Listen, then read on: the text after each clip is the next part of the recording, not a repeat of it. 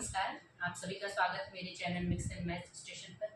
और आज मैं लोकगीत गाने जा रही हूँ भोजपुरी, जिसमें सहाना का ये मजाकिया गीत है और आशा करती हूँ कि आप लोग इसे पसंद करेंगे।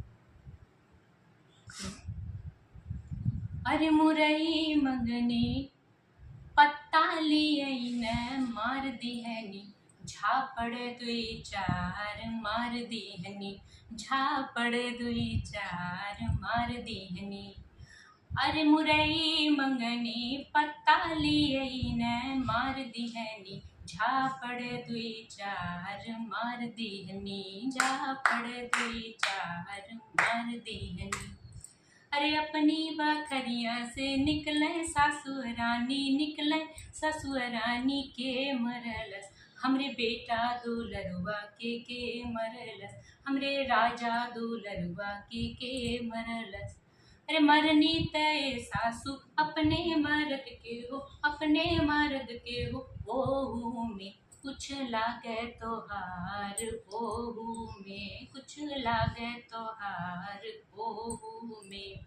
मुरई मंगनी पत्ता लियई न मार दिहनी, झापड़ दुई चार मार दिहनी, झापड़ दुई चार मार दिहनी। अरे अपनी बखरिया से निकले जेठनी रानी, निकले जेठानी रानी के मरलस, हमरे देवर दुलरुआ के मरलस, हमरे राजा दुलरुआ के मरलस।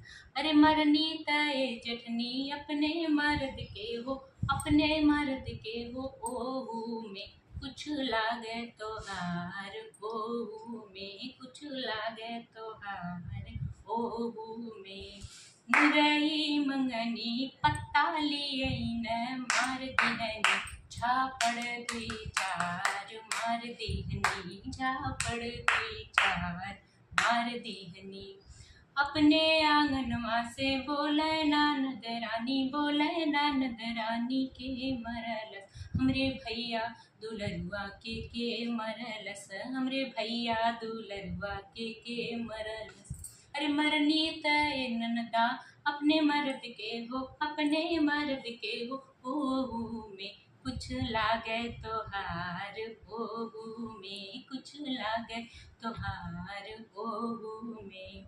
मुरई मंगनी पत्ता लियई न मार दिहनी, झापड़ दुई चार मार दिहनी, झापड़ दुई चार मार दिहनी, झापड़ दुई चार मार दिहनी।